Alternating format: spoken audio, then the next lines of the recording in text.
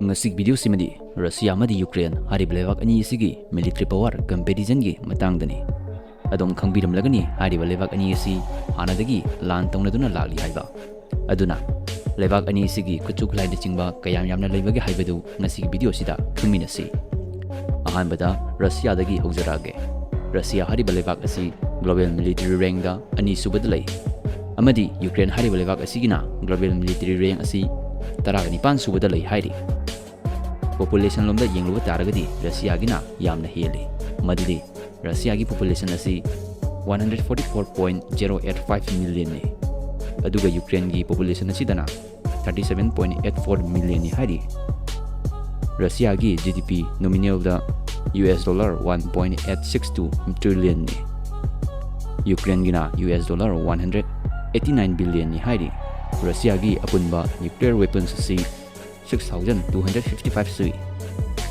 adubu Ukraine gidi amata leite defense budget tasu Russia na Ukraine dagi yamna heli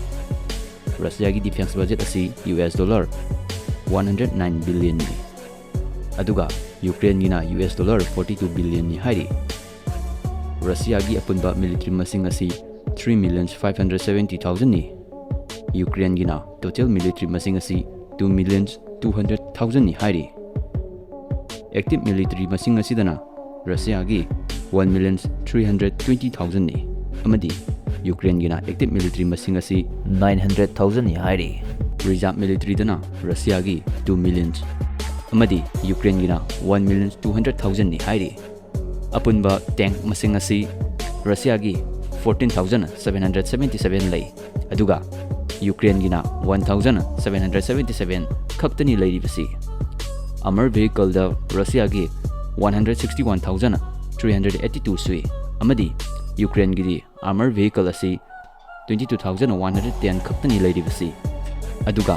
infantry fighting vehicle da Russia gi 12,580 lei Ukraine gi infantry fighting vehicle asi 1,127 sui APC haibadi armored personnel carrier haibani masidana Russia gi 13,632 lei Ukraine gidi APC asi 2049 khaktani hari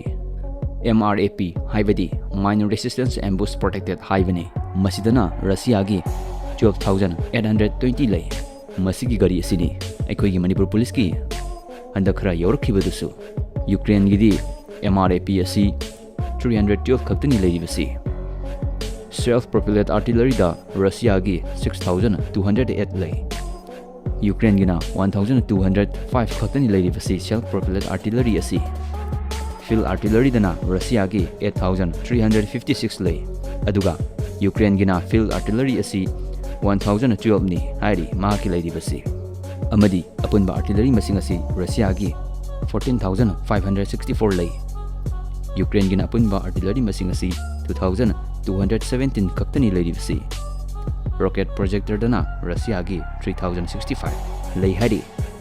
Ukraine gi 491 khaktani leiribasi mathang asidi air force domdom lagasi air force personnel asi Russia gi oinadi 165,000 lei hari adum oinamak Ukraine gi air force personnel asi 35,000 khak lei hari apunba aircraft masing asi Russia gi oinadi 4,255 lei Ukraine gi 321 khaktani leiribasi fighter aircraft da Russia gi 809 lei amadi Ukraine gina 72 khaktani leiribasi multi-role aircraft na Russia gi 287 hena lei 70 ga 8 amasu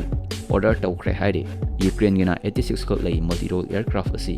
attack aircraft da Russia gi 730 lei adubu Ukraine gi 34 khaktang lei haire special mission aircraft da Russia gi 145 lei adubu Ukraine gi special mission aircraft asi ahum khak lei trainer aircraft da Russia gi 552 lei Ukraine gi 73 khaktani leiribasi tanker aircraft di Russia gi taraga mapan amadi Ukraine gi tanker aircraft da amata leite bomber aircraft di Russia gi 125 hena lei tara amasu order tawkhre Ukraine gi amata leite AWACS da Russia gi 42 lei Ukraine gi oinadi amata leite electronic warfare aircraft da Russia gi taret khak lei Ukraine gi oina di masida su amata leite transport aircraft di Russia gi 453 lei Ukraine gi di 27 hena lei hairi ahum amasu order tawkhre apunba helicopter masing asi Russia gi 1547 lei Ukraine gi di 130 khaktani leiribasi attack helicopter da Russia gi 559 lei Ukraine gi di 33 khaktani leiribasi UAV da di Russia gi 5000 hena lei amadi Ukraine gi di UAV asi 1000 hena lei hairi apunba airport masing asi Russia gi oina di 1218 lei Ukraine gi di 187 khaktani leiribasi mathang asi di Navy lomda muk laklasi Russia gi Navy personnel asi 160,000 ni leiribasi Ukraine gi di 15,000 khak lei hairi Naval fleet rate da Russia gi 781 lei amadi Ukraine gi 104 lei hairi Russia gi aircraft carrier asi amakhak lei Ukraine gi di aircraft carrier amata leite helicopter carrier gi oina di leibak nimak amata leite hairi aduga Russia gi frigate star ni thoi lei Ukraine gi di amata leite corvettes da Russia gi 83 lei Ukraine gi oina di amata leite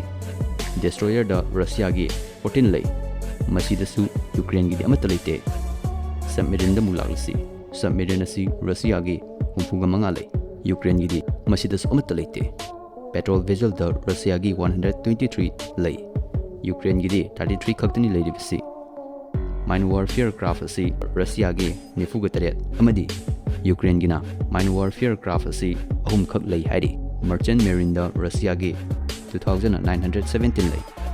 Ukraine gi di 410 khaktani leiribasi ports amasu terminal da Russia gi 9 khak lei Ukraine gi na 3 khak lei hairi ngasi gi matang asida loisilage video sibu ngai bi taragadi like subscribe share comment tawbiramo